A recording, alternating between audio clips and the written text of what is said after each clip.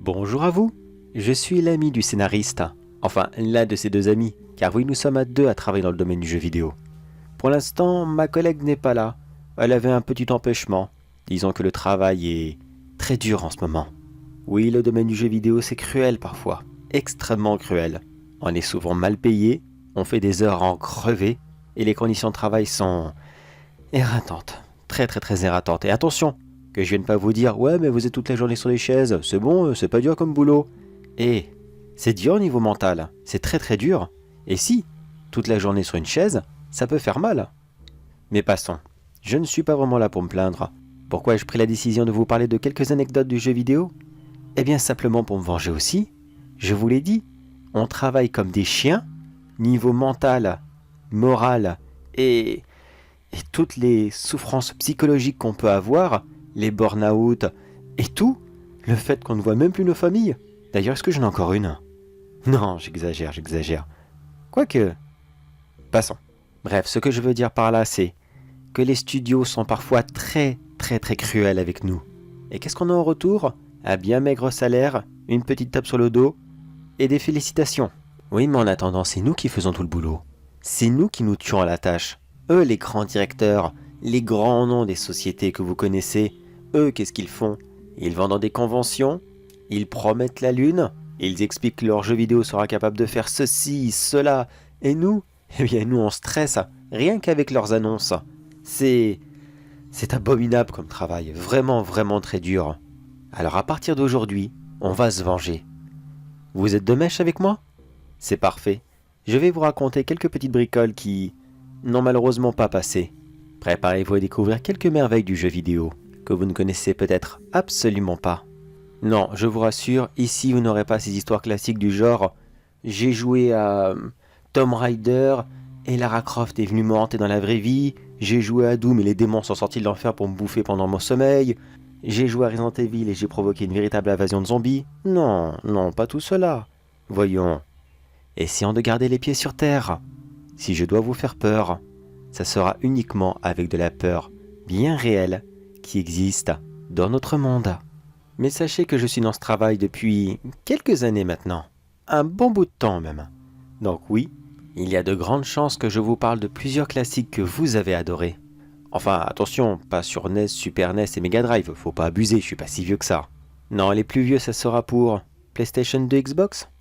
C'est déjà pas mal, vous ne croyez pas? Eh, je suis désolé, mais j'ai pas 150 ans comme le scénariste. Oh, j'espère qu'il va pas l'entendre ça parce que je sais qu'il apprécie pas trop qu'on parle de son âge. Mais vous savez quoi? Je vais arrêter de tourner autour du pot et on va commencer à parler d'un jeu. Un seul, dans un premier temps. Peut-être que plus tard, on fera une petite compilation. Parler de 2 ou 3 jeux à chaque fois pour dire vous donner encore plus de satisfaction. On verra. Est-ce que vous aimez la construction? Est-ce que vous aimez les gestions? Non, on ne va pas parler de Minecraft, mais de City Skyline. Qu'est-ce que c'est? Bon, c'est vrai, ce jeu est un peu spécial, donc je vais le résumer très rapidement. En gros, c'est un jeu de simulation où vous devez gérer une ville, tout simplement. Et attention, tous ceux qui n'y ont jamais joué, essayez d'imaginer un jeu où ce qu'il faut prendre en compte. Les problèmes de circulation, c'est-à-dire les routes et les autoroutes, et bien plus encore. Les systèmes électriques, l'approvisionnement en eau potable. Les problèmes urbains, comme les écoles, les pompiers, les hôpitaux. Vous voyez? Tous ces petits problèmes, vous les accumulez et vous les sortez tout ça ensemble, en même temps. Et voilà, vous avez ce jeu. Pour ceux qui n'y ont jamais joué, ça ne vous met pas un peu l'eau à la bouche? Non? Même pas? Bon ben, ce n'est pas grave, au moins j'aurais essayé. Mais dites-vous qu'à la base dans le jeu, il devait y avoir un autre mode. Le mode Apocalypse. Dans celui-ci, on devait faire plusieurs apocalypses différents. On devait prendre la ville qu'on avait conçue et avec une autre sauvegarde, pouvoir y provoquer une véritable fin du monde. C'était comme vous vouliez. Zombies, maladies, météorites, n'importe quoi. Mais malheureusement, ces modes n'ont pas été retenus car trop violents pour le public. Et surtout qu'après le Covid, c'était peut-être pas le bon moment de rappeler cette horrible période. Oui bah d'accord, c'est vrai, c'était pas la joie. Mais c'est bon, ça fait 4 ans maintenant. On passe à autre chose. Il y a bien eu des reportages, enfin, des faux reportages sur les fameux Covid-20, 21, des films qui étaient plus ou moins bons. Alors c'est bon, on a compris le truc. Laissez-nous utiliser cette maladie dans un jeu vidéo. Après tout, il n'y a pas déjà Plague Inc qui est spécialisé là-dedans? C'est un petit jeu qu'il faut détruire le monde avec une maladie. Je vous le recommande, lui aussi il est très bon. Mais non, le studio n'en a pas voulu. Bien trop dangereux. Eh bien vous savez quoi? Je me suis permis de faire un petit mode dans mon coin. Juste un petit rajout gratuit. On peut le réinstaller dans son jeu après l'avoir téléchargé sur internet. Et le mieux dans cette histoire, c'est que tout se remboîte parfaitement. Et j'avais très bien conçu mon coup. Comment? Il y a déjà un mode zombie sur Cities Skylines premier du nom? Eh bien évidemment que je le sais. À votre avis, c'est qui l'a rajouté? Voilà. Mais attention, le mode zombie de Cities Skylines premier du nom n'était pas terrible, hein, faut pas se le cacher, c'était plus construire une ville pour les zombies, ou alors les rajouter quelques temps après, mais sans une grande affluence, non, c'était simple, hein, il n'y avait pas des grosses volontés, c'était gentil, voilà, c'était gentil. Mais dans cette version, pour Cities Skylines 2, je voulais faire les choses en grand. Comme je vous l'ai dit, ce mode ne pouvait s'ajuster qu'avec une ville d'au moins 50 000 personnes. C'était très important. Bon, pour ceux qui n'ont pas l'habitude du jeu, 50 000, bon, ça va, c'est pas vraiment très long. Disons que si on joue bien, ça peut s'atteindre en, je sais pas, 3 ou 4 heures. Et je suis même sûr que certains d'entre vous vont me dire « Ah bah non, 50 000 habitants, je le fais en 1 heure. » Vous voyez, c'est pas spécialement difficile. Une fois que vous avez ces 50 000 habitants, le mode zombie est débloquable. Et là par contre, c'est très rigolo. Vous n'avez qu'une seule chose à faire. Une seule. Choisissez un patient 0 et c'est parti. Vous vous promenez tranquillement dans la ville en mode spectateur. Et oui, il y avait aussi une option pour se déplacer comme un piéton. Et vous regardez le spectacle. Et le spectacle sera vraiment, vraiment très gore. Ça ne seront pas de banals zombies qui ressemblaient plus à des extraterrestres comme dans le mode de Cities Skylines premier du nom. Non, ça sera des vrais zombies très dégueulasses. Un peu à la Walking Dead. Oh non. Non, ils étaient bien mieux. Attention, je me suis permis de faire de l'extrême gore à ce moment. Vous voulez du sang? Vous voulez des organes? Vous voulez de la chair, de la bidoche? Vous voulez voir des explosions d'hémoglobine partout? Eh bien ce mode est fait pour vous. Est-ce que vous avez adoré le dernier train pour Busan? Eh bien, allez-y, lancez l'invasion sur une gare. Vous allez voir ce qui va se passer. Un véritable remake de ce film. Vous avez aimé The School of the Dead? Eh bien allez-y, le lycée. Et ça sera la même chose. Enfin, plus ou moins bien sûr. Je pense que ceux qui ont déjà vu cet animé vont deviner ce qu'il y aura en moins. Eh oui, désolé les mecs, mais j'avais mes limites. Mais balancez vos zombies aussi dans une école primaire. Regardez ce qui va se passer. Oh oui, ça va courir. Oh oui, ça va crier. Et oui, ça sera très, très violent. Un zombie adulte court toujours plus vite qu'un petit enfant. Mais après, est-ce qu'un enfant zombie court encore plus vite? Je vous laisse découvrir la réponse de par vous-même. Oui, on peut dire que ce mode est un véritable Walking Dead, mais cette fois-ci en version maîtrisée, mais maîtrisée uniquement par vous. Vous choisissez où est-ce que ça va commencer et comment ça va se terminer. Bon après, peut-être que vous n'êtes pas spécialement zombie, je veux bien le comprendre, il n'y a pas de problème. Eh bien, revenons sur cette maladie que je vous disais. Non, c'est pas le Covid, je vous rassure. Non, ça sera une simple grippe, mais qui portera un nom complètement fictif. C'était mince, comment déjà, oh, qu'importe. Une maladie qui détruira votre ville très rapidement. Et qui en plus, qui pourra même provoquer une mini-apocalypse dans votre ville. Mais pas de zombies. Une apocalypse digne de la Mad Max, en mode tout le monde se tape dessus les uns les autres.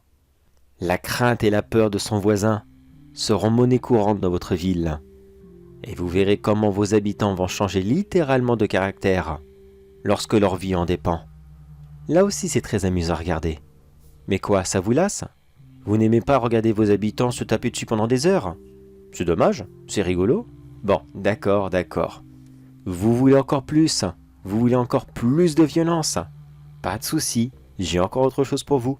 Le multimode des virus. Qu'est-ce que c'est? Eh bien, il s'agit d'un très gros mode qui comprend plusieurs variétés de virus différents. Et vous choisissez lequel va frapper votre ville. Vous voulez voir vos habitants choper une gastro phénoménale et se vider dans la rue? Oui, je sais, c'est dégueulasse, mais c'est possible. Est-ce que vous voulez voir rendre leurs tripes comme ça, dans la rue, quitte à en vomir leurs intestins, puis tout leur fluide corporel jusqu'à en mourir? Oui, ce virus fait ça aussi. Je ne vais pas tous vous les décrire non plus, faut garder un minimum de surprise. Voyons voir, les plus beaux seraient...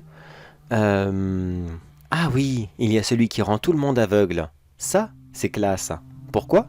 Eh bien parce que tout le monde, en même temps, devient aveugle. Vous verrez un nombre incroyable d'accidents de voiture, d'accidents de travail en tout genre, surtout dans le domaine du BTP. Et si vous avez un aéroport dans votre ville, alors là, je peux vous garantir que ce sera un véritable bombardement. Bon, pour la blague, il y a aussi le virus lapin. À quoi est-ce qu'il sert? Disons que c'est un virus éphémère qui transforme tout le monde en mi-homme, mi-lapin. Cela ne durera que 2 mois dans votre ville. Mais pendant 2 mois, les habitants ne penseront qu'à une seule chose, faire comme des lapins. Et si vous avez des problèmes démographiques, croyez-moi que ce virus va littéralement sauver votre vie. Mais attention, préparez vos hôpitaux, car les bébés vont bientôt arriver. Bon, d'accord, celui-ci, c'était juste pour le lol. Mais il y en a un dernier, mon petit coup de cœur. Un virus qui fait littéralement perdre la tête. Les habitants se promènent tranquillement, et boum! Vos habitants deviennent de véritables pétards humains. Et si vous l'activez dans des rues très fréquentées, comme des centres commerciaux, ou alors votre centre-ville, croyez-moi que cet endroit deviendra une véritable pétarade. Bon, allez, vous savez quoi? Je vous donne un dernier petit mode, et celui-ci, croyez-moi que vous allez l'adorer. Est-ce que vous aimez les cryptides? Est-ce que vous aimez les vilaines créatures? Eh bien, j'ai ce qu'il vous faut.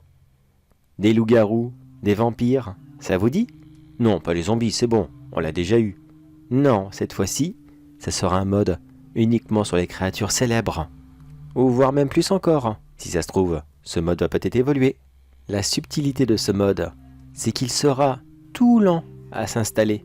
Si vous prenez les vampires, ils vont s'installer tout doucement dans votre ville, prendre les bâtiments les plus luxueux, puis descendre dans les classes sociales pour pouvoir coloniser toute la ville et ainsi prendre tout le monde avec eux.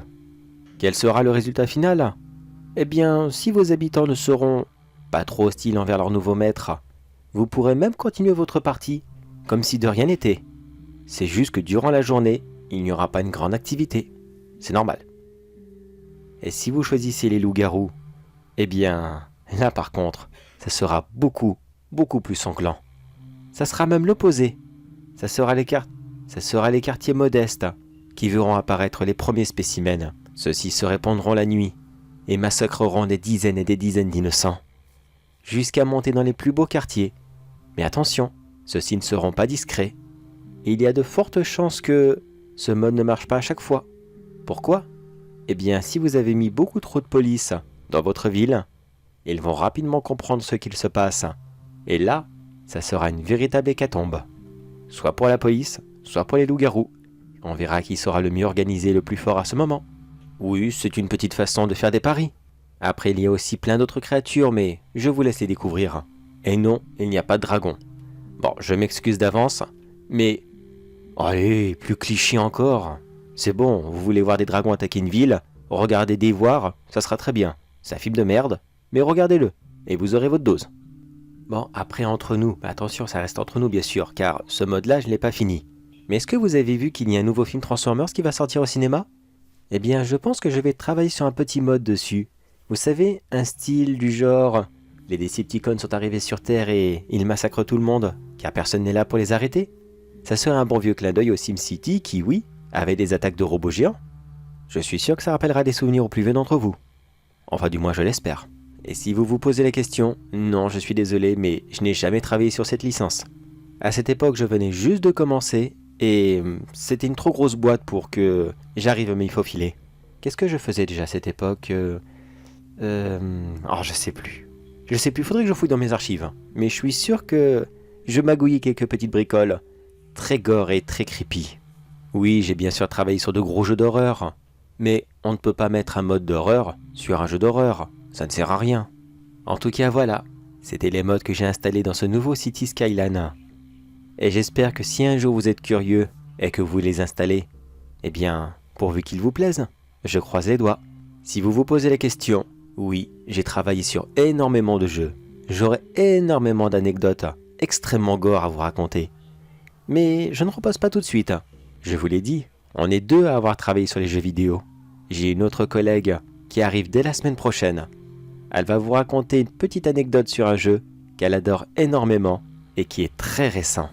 Ah oui, petite précision, elle et moi sommes encore du métier. Donc, il y a de fortes chances qu'on installe des mods dans les jeux vidéo que vous aimez ou que vous allez aimer le jour même de leur sortie. Mais promis, notre ami le scénariste va revenir, car il n'en a vraiment pas fini avec vous et ses vieux dessins animés. Allez, sur ce tout le monde, j'espère que vous apprécierez notre présence. Et si c'est le cas, n'hésitez pas à revenir pour apprendre encore plus de vos jeux vidéo qui cachent parfois d'horribles lignes dans leur codage.